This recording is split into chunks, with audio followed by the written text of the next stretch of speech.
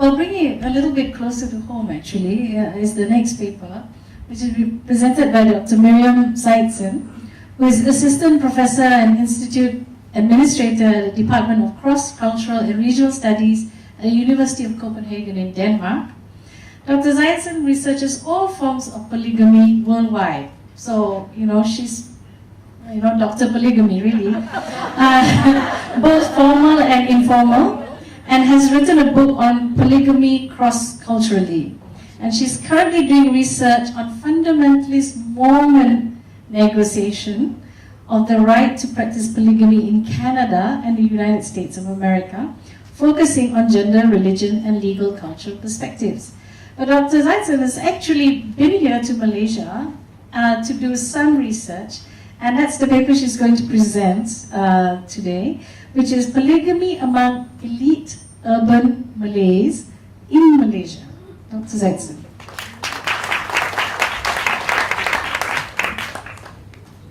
Yes, thank you for that introduction.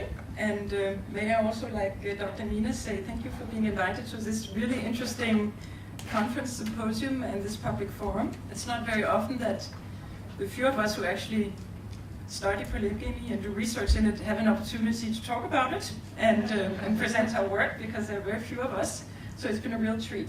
And I think it's really important to have a public forum like that, because there's actually not a lot of knowledge about polygamy broadly among people, even among people who live in societies where polygamy is permitted, like in Malaysia. At least that's what I found when I was here doing research, that a lot of people didn't know a lot about polygamy. And perhaps I should also say a few words about my studies here. And that was that I was doing a PhD in Cambridge in England, and I actually came to Malaysia to study population policies. Polygamy wasn't on my radar at all.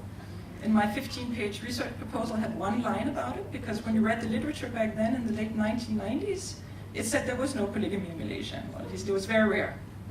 We're talking about 2 to 3%. So it wasn't worth looking at such a small percentage. So I came here thinking there was no polygamy. Of course, I did my research here in Kuala Lumpur among sort of upper class and upper middle class Malays, and I found there was lots of polygamy. It was all over. So being an anthropologist, and like Nina was saying, when you're a European anthropologist coming to Southeast Asia, I actually stayed here almost 2 years, because it takes a really long time to begin to understand a culture. The first year you spend trying to understand what's going on around you, and the second year you can actually go in and start analyzing and figure out what's really going on. So I started being more and more interested in this polygamy. What was this polygamy which was not really officially there? Because one thing was that anthropologists hadn't written about it, so I hadn't read about it. But it was also that it was not something you talked about openly. I mean, when I heard it, it was from women who suddenly said, "Oh, I have to tell you something, Miriam, my husband has secretly married another woman." I said, "What?" And I was very surprised and a bit stunned. And I think one of the things that really stayed with me coming back with all my field notes was how polygamous marriages were often contracted here in Malaysia, and we've heard that also from Indonesia, secretly, covertly. And that's one of the things I want to talk about today, that's one of the things that makes Malay polygamy special in a way, because it is legally permitted in Islam, but that doesn't mean that it's perhaps socially accepted or culturally accepted. At least that was my impression when I was here, yes, it's legal in Muslim law, but a lot of people felt a bit uneasy about it and therefore had secret marriage. So that's one of the reasons. So, let me see if I can figure this one out. Yeah. What I'd like to do is talk about Malay polygamy among urban elites, but also make a little broader approach and talk about some comparative perspective, because I think that makes it perhaps interesting to see how Malay polygamy is similar, but also different from other types of polygamy, perhaps to give a better understanding of what we're dealing with, or at least how I understand it. What I have here is some different pictures of different kinds of marriages. Some of them polygamous here on the one side, and some of them are not. And the reasons why I have both monogamous and polygamous marriages up there is that the foundation of monogamy and polygamy is marriage. So, of course, the next question becomes, what is marriage? What does it entail? And normally when you define marriage, It has something to do with it being solemnized. There's some kind of ritual. There's some kind of communal acceptance. There's some kind of communal participation. I mean, other people are witnesses. There's people joining in. So there's some kind of ritual. It can also be very few, a judge and a witness, but there is some kind of solemnization. People are making a commitment to each other while others are seeing it. Or in some kind of legal framework, some kind of procedure to be followed in order for the marriage to be acknowledged as a marriage. And I think that is a very important point. If you look at Malay polygamy, is that the first marriage will often be the monogamous marriage, will follow tradition, both communal tradition, adat, where they will have sort of communal rituals, will also have the religious ceremony, and it will be registered afterwards, officially, in the state of residence. And Dr. Nina was talking about this as well. When you have secret polygamous marriages, you may have the religious ceremony, but you may not go through the community ceremony, and you may not register the marriage. So already there, yes, it's legal in a religious framework, it's legal as a polygamous marriage, there's no doubt about that, but it misses some very important aspects of making it a marriage in the eyes of society. And least, and most of all, perhaps also in the eyes of the second wife who is married secretly. Because she does not get the same acknowledgement that she is a wife. She does not get the respect of society because they might not know she's a wife. And that has huge, huge impact on the women who are married in that way. That she knows she's married, her husband knows she's married, religiously they're married, so there's no problem in that sense, but there's a problem because other people don't know it. And that is a very important aspect of marriage, it's the communal aspect.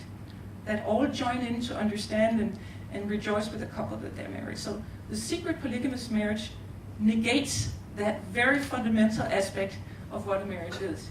And we see that here, if you look at the ones on the side, on the left side, which are monogamous, you see all these people who are witnesses who are taking part in this. And I think that was one of the things that really stayed with me, how much this was lacking for many women in urban elite marriages. Of course, they're not all secret, but a very large percentage of them are. If you go in and look at which I also did, and I know Dr. Nina also did in Indonesia, if you go in and look, to talk with the religious department and see, because here in Malaysia they also have to apply for permission to marry polygamously, and when you see the applications, there's some kind of number, but there's a much larger number which are not registered, and they know this because some of them will later be registered after they have in fact been married for a while, married secretly. This often happens when you're dealing with the upper classes abroad. You might go to Thailand, you might go to England if they can find an imam willing to wed them, because you cannot marry polygamously in Europe. That doesn't prevent people from doing it. So they often travel, they can travel to another state where they don't live. And because there's no common registration of marriages in Malaysia, you can actually go to another state. And in your state of residence, you'll be registered as not married. Some of them then later on register their marriage, and that's why you can see they have to pay a fine. But for a rich person, it's a very small fine. It's not what prevents them from doing it. But you can actually see there are often more unregistered marriages that later get registered than the ones who have actually applied for it. So there's clearly something going on. We don't have a lot of statistics on it, but we can see that there's some kind of skewed. So it's not just a feeling, a hearsay that there are a lot of secret marriages, there really is. And I think that that's one of the things that characterizes Malay polygamy, at least among the elites. Of course, there are many reasons why you want to keep a marriage secret. Dr. Nina also mentioned some of them. One of them might be that you don't want to be known to be polygamous. This has something to do with perhaps the ambiguous social acceptability. Is it completely acceptable? Does one want to admit that one is polygamous? Does one want to keep appearances up of being a modern monogamous man and not want to disclose it? For some, that's the case. Another reason might be that the husband wants to avoid confrontation with his first wife. He might be afraid that his first wife doesn't agree. He might have quarrels. He might be very afraid of his children's reaction. I think we saw that in the video, which was very interesting. You saw the son feeling very hurt by it. So a lot of husbands might be afraid that there could be negative reactions, that he could have his family turn on him, which I think we saw evidence of. And of course, the third reason might be they don't want to have, they fear having to get the first wife's consent. She might actually say no. I mean, part of the legal requirements in many states is that you have to have the first wife's consent. So to avoid having to get that, you don't ask her and you marry secretly. So again, let me stress that it's not all marriages and that marriages are completely following procedures, but there are a group of people who marry polygamously secretly, and I think those are the ones that I found intriguing, because it actually had a lot of effect on the people involved. And again, what was interesting, it was not just men always who wanted to keep it secret, it might also be the women. So some women also wanted to, for various reasons, have secret polygamous marriages.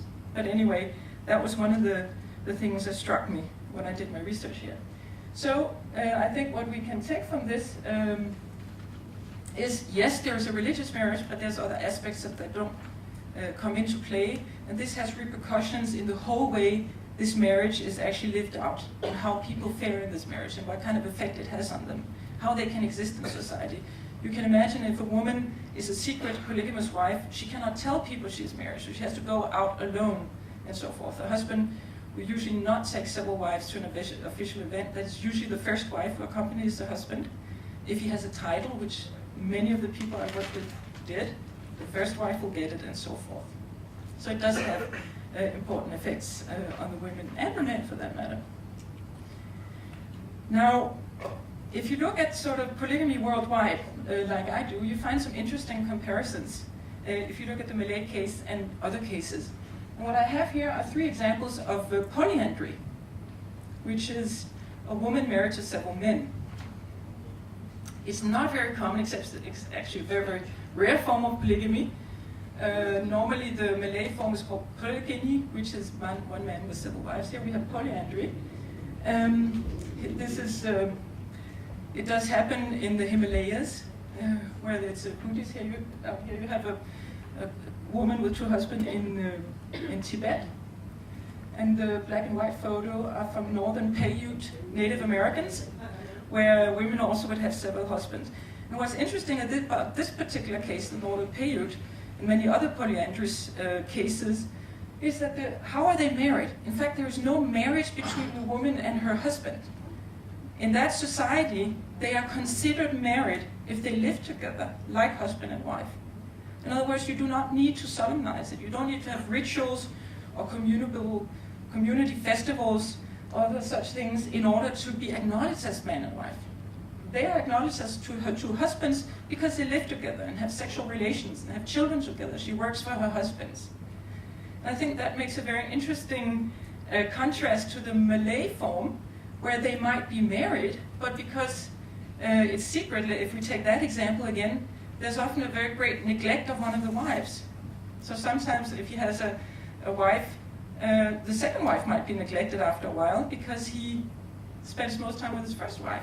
Or if it's not secret anymore, it's such that a lot of these secret marriages eventually do get exposed. It's difficult for them to remain secret forever. Usually if the child is born to the second wife, it will expose the marriage. You cannot, as a Muslim woman, it's a great sin at least to have a child out of wedlock. So of course, if she gets pregnant and has a child, the marriage will be announced.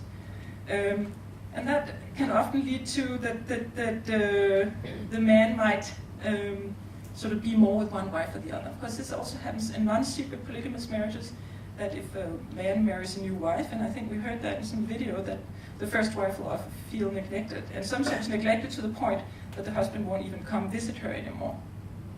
And among the very rich people that I worked with, some husbands they would pay a lot of money to their first wives, they would maintain them well, but they would neglect them. They wouldn't visit them anymore because they were more interested in their new, younger wives, often the second and third wives. And of course, if you have 4 wives, it gets very busy for the man, and he might start neglecting the older wife. That's one of the things we've talked about in the symposium, what great effort it actually takes for a man to have several wives, to be just to them all, to give equitable time. And if you look at the lived reality of polygamy, it's very rare that a man can be just and give equal time to all. He will often tend to favor one or the other, perhaps different wives at different times. But it offers an interesting contrast to polyandry, where you have a marriage that is based on the fact that they're together. If the man starts not coming to his wife in this system, they're no longer married. In Malaysia, on the other hand, you can be married for years without seeing your husband. And this again causes great problems. So I think we can learn from these other examples to see what does it require to have a marriage that functions. Well, one of the things that are really, really important is time. The acknowledgement that you need to invest in the person you're married to. And this was one of the things that I found that a lot of the wives were very unhappy because they didn't feel that their husbands invested time in them anymore when he took a second wife or a third wife. So one of the things that really make polygamous marriages function from the wife's perspective is time allotment, is the fact that the husband spends time with them. Of course, also other things like maintenance, emotional support, love, and things of this nature. And this is also actually a Quranic prerequisite of polygamy. If you look at the Malay case again, that this is actually required of the husband. He has to be just, we've heard about that. And just means being equitable also, to be equal, to share equally of yourself, both different aspects. And of course, among the people I worked with was different because the women might not be so much in need of financial assistance because a lot of them were independently wealthy, but they certainly needed love, like any other couple and any other marriage, that this was something you expect of marriage, and the husbands weren't always able to give that. And I can see I just got a little sign, so I think I have to go to my next slide, because I'm running out of time. And as Marina was saying before, one of the things I've worked on is Mormon polygamy. And again, I think this offers a very interesting comparison to Malay polygamy.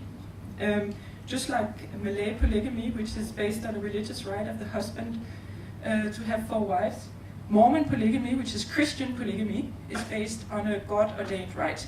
At least the Mormon prophet who founded Mormonism in 1830 had a revelation from God saying he should take several wives in order to ascend to the highest or the inner circle of heaven, the celestial kingdom. And one of the things that's characteristic about Mormon polygamy is that the wives interact very strongly. In fact, they're called sister wives. Some of you are probably familiar with Mormon polygamy. In fact, some of you might know this picture up here in the top right corner. Sister Wives, it's a show, a reality show, where we have Mr. Cody Brown with his 4 wives, and you sort of follow the trials and tribulations of being married to 4 wives on TV.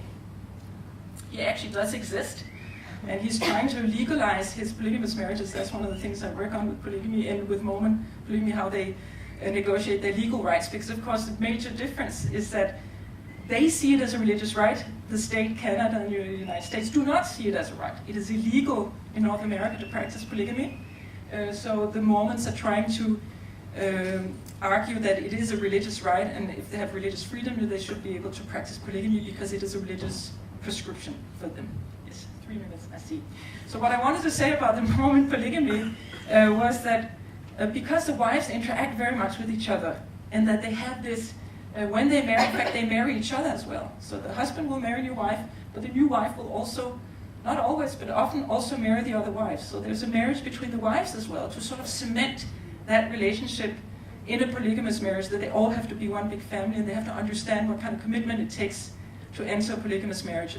And what they have here is they have what Dr. Nina called a roster.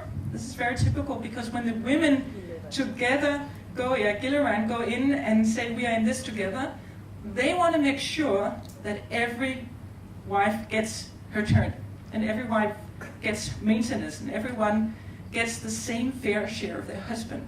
And that's one of the things that really is different here in Malaysia, where there is no system in that sense. It's completely up to the husband how he administers his polygamous marriage, how he administers his time. It's very rare. I didn't encounter a single woman who said, we have a system and we agree on this. I'm sure there are some. I heard about some, but the typical pattern here in Malaysia is actually that the husband decides. He can decide. He can agree with his wife, but you can see the problematic. If you have a secret polygamous marriage, the wives don't even know the other exists. How on earth are they going to negotiate their time with their husband? It becomes the husband's prerogative to decide how to manage his time, how to manage the marriage between him and his several wives. So I think that's one of the things that we can use these other polygamous systems to understand how can a just system, how can a fair system be practiced? How can get inspiration to, it is possible to have a system where it functions, where the wives are all being treated fairly and equally. And I think that's one of the things that can be looked at here in Malaysia. How can we be better at, or how could the marriages that don't function, functioning, harmonious polygamous marriages here, but there are also some that are not. And I think those are the ones one could look at. What kind of systems could be developed? How can we be better at making sure that all members of a marriage feel that they're being equal partners? And I just got a red flash there, so I think I have to stop. But anyway, thank you very much.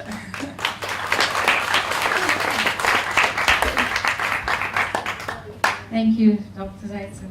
That's really interesting to see the comparisons with other polygamous systems elsewhere.